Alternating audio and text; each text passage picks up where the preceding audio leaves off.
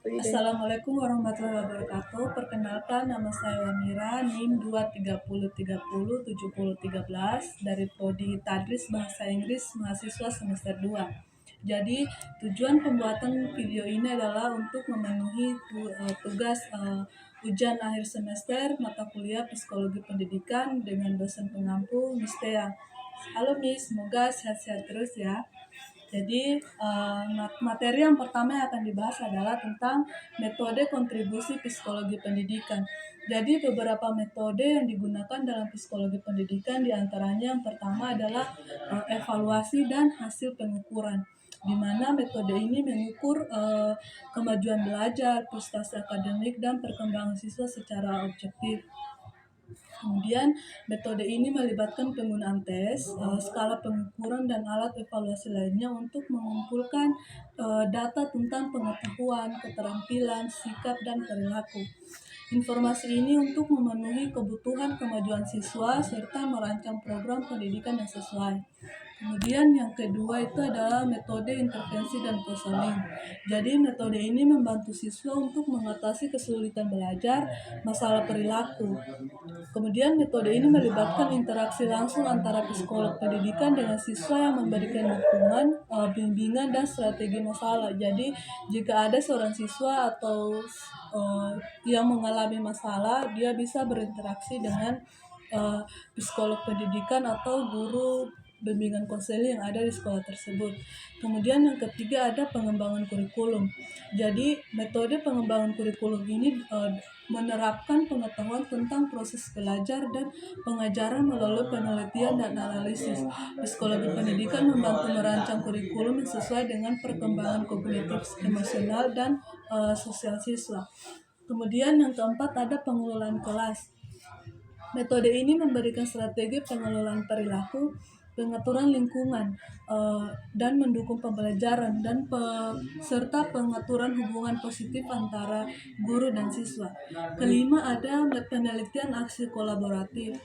Kolaboratif antara peneliti dan praktisi pendidikan untuk memecahkan masalah yang muncul dalam konteks pendidikan.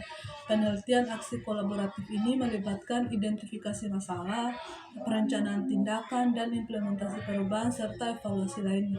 Kemudian yang keenam itu adalah ada yang namanya teknologi pendidikan, di mana teknologi pendidikan ini mencakup penggunaan perangkat lunak dan perangkat keras yang dirancang khusus untuk peningkatan proses belajar dan pengajaran.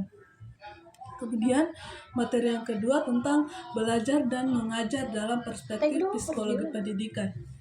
Belajar dan mengajar dalam perspektif psikologi pendidikan melibatkan pemahaman tentang bagaimana individu belajar dan bagaimana guru dapat mendukung proses belajar tersebut. Jadi kita pilih mulai dari satu belajar. Belajar adalah proses perubahan perilaku pengetahuan, keterampilan, sikap, atau pemahaman baru sebagai hasil dari pengalaman. Kemudian yang kedua mengajar. Mengajar ini melibatkan upaya guru untuk melibatkan dan memfasilitasi proses belajar siswa. Psikologi pendidikan menyediakan berbagai wawasan tentang praktik pengajaran yang efektif berdasarkan pemahaman tentang karakteristik siswa, strategi pengajaran, dan pengelolaan kelas. Karakteristik siswa ini bermacam-macam. Karakteristik siswa bermaksud membantu guru memahami kebutuhan minat dan gaya belajar. Jadi, seorang tenaga pengajar harus mengetahui karakteristik siswa karena mengingat di dalam kelas terdapat beberapa karakteristik siswa yang harus tenaga pengajar memahami hal tersebut. Kemudian strategi pengajaran menyediakan berbagai pengajaran yang didasarkan pada pemahaman tentang bagaimana siswa belajar. Jadi di situ guru dapat setelah mengetahui karakteristik siswa, maka seorang pengajar akan memberikan strategi pengajaran sesuai kebutuhan siswa tersebut. Kemudian pengelolaan kelas ini melibatkan pembangunan hubungan positif dengan siswa, pengaturan aturan dan harapan yang jelas, pengelolaan perilaku siswa, dan menciptakan lingkungan belajar yang aman dan inklusif. Jadi teman-teman, kesimpulan belajar dan mengajar dalam perspektif psikologi pendidikan ini melibatkan pemahaman tentang bagaimana individu belajar dan bagaimana guru dapat mendukung proses belajar tersebut.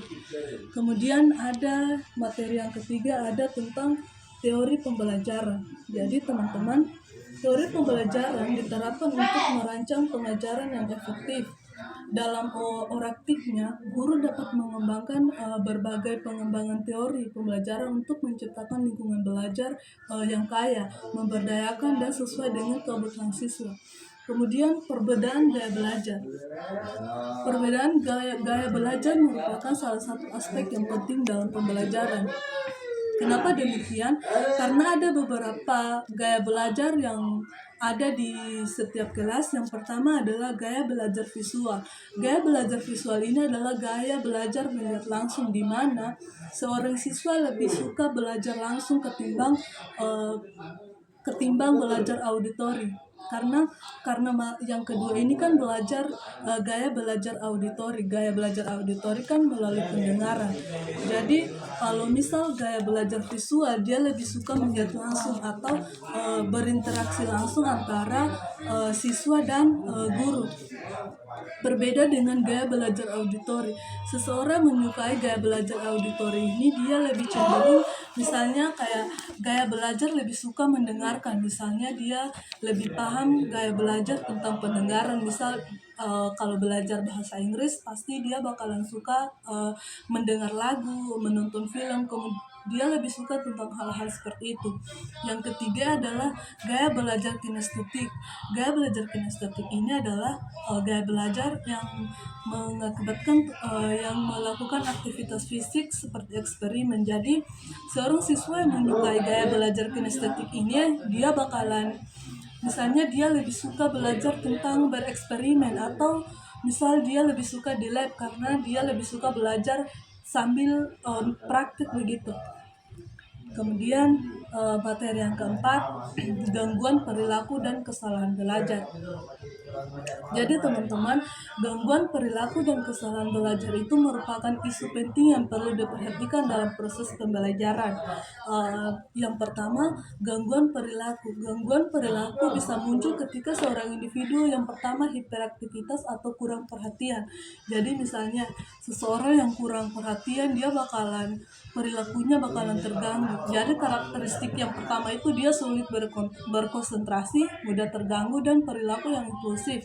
Jadi jika tanda-tanda seperti itu sudah terdapat di dalam kelas, maka seorang pendidik dia harus berinteraksi dengan seseorang tersebut, mungkin melakukan pendekatan supaya mereka mempunyai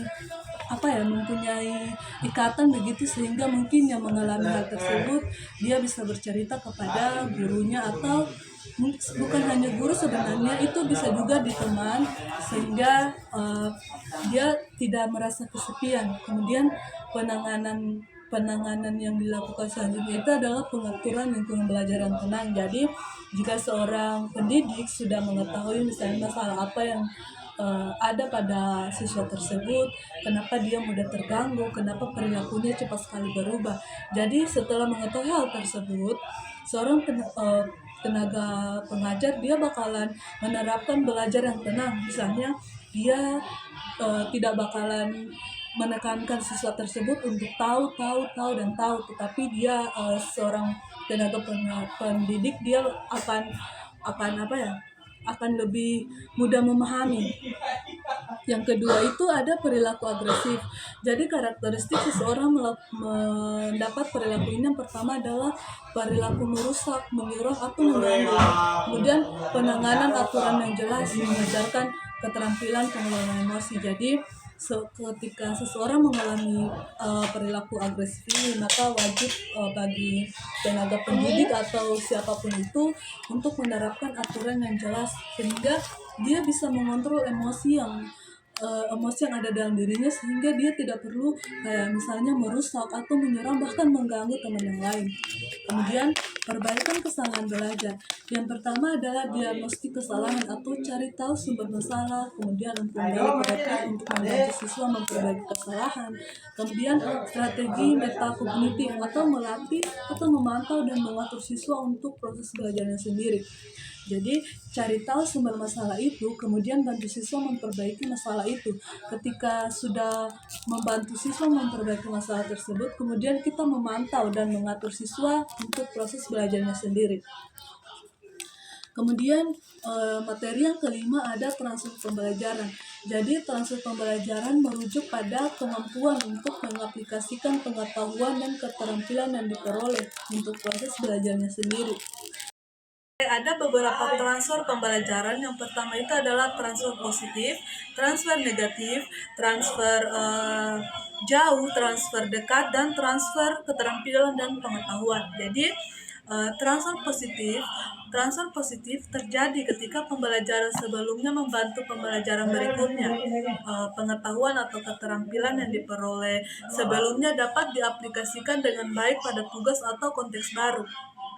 Contohnya, seseorang yang sudah mahir bermain gitar, maka dia akan lebih mudah mempelajari alat musik lain yang memiliki kemiripan, seperti ukulele atau dan lain sebagainya. Penguasaan gitar sebelumnya kan membantu mempercepat pembelajaran ukulele. Ukulele dan gitar ini kan sama-sama alat musik yang dimainkan dengan cara dipetik. Oke, yang kemudian berikutnya yang kedua itu transfer negatif. Jadi transfer negatif ini terjadi ketika pembelajaran sebelumnya menghambat pembelajaran berikutnya. Pengetahuan atau keterampilan yang diperoleh sebelumnya justru menjadi penghalang untuk mempelajari hal baru. Contohnya, seseorang yang terbiasa mengetik dengan gaya pek atau misalnya mengetik dengan satu jari, maka dia akan mengalami kesulitan saat belajar mengetik dengan teknik 10 jari yang efisien. Kebiasaan lama menghambat pembelajaran teknik baru. Atau misal juga contoh lainnya itu seperti seseorang yang sudah terbiasa menulis dengan tangan kanan, kemudian dia belajar atau dipaksakan untuk menulis dengan tangan kiri, begitupun sebaliknya, maka di situ akan terjadi penghambat sehingga hal itu tidak dapat dilakukan dalam waktu yang cepat. Kemudian berikutnya itu ada transfer dekat. Jadi transfer dekat ini terjadi ketika pembelajaran dapat diterapkan pada tugas atau konteks yang sangat mirip dengan situasi lebih awal. Contohnya, seorang mahasiswa yang telah mempelajari konteks diferensial dalam mata kuliah kalkulus dengan mudah menerapkannya untuk menyelesaikan soal-soal diferensial dalam konteks yang serupa pula. Kemudian yang keempat ada yang namanya transfer jauh. Transfer jauh ini terjadi ketika pembelajaran dapat diterapkan pada tugas atau konteks yang lebih jauh berbeda dalam situasi belajar awal. Contohnya, seseorang yang mempelajari teknik berpikir kritis di lingkungan akademik dapat mengaplikasikan kemampuan tersebut untuk mengaplikasikan kemampuan tersebut untuk memecahkan masalah di tempat kerja meskipun konteksnya jauh berbeda. Nah, yang terakhir tadi transfer keterampilan dan pengetahuan. Jadi, transfer keterampilan dan pengetahuan adalah proses di mana seseorang menggunakan keterampilan atau pengetahuan yang diperoleh sebelumnya untuk membantu mempelajari hal baru. Contohnya, seorang programmer yang telah menguasai bahasa programan Python dapat dengan lebih mudah mempelajari bahasa programan Java karena ada banyak konsep atau struktur yang serupa antara kedua bahasa tersebut. Oke teman-teman, sekian dulu video pembelajaran pada hari ini. Semoga apa yang telah disampaikan tadi bisa menambah wawasan teman-teman. Kemudian semoga teman-teman juga bisa mengaplikasikan di tempat-tempat yang lain. So, akhir kata, jika ada salah kata saya mohon maaf. Wassalamualaikum warahmatullahi wabarakatuh. Dadah.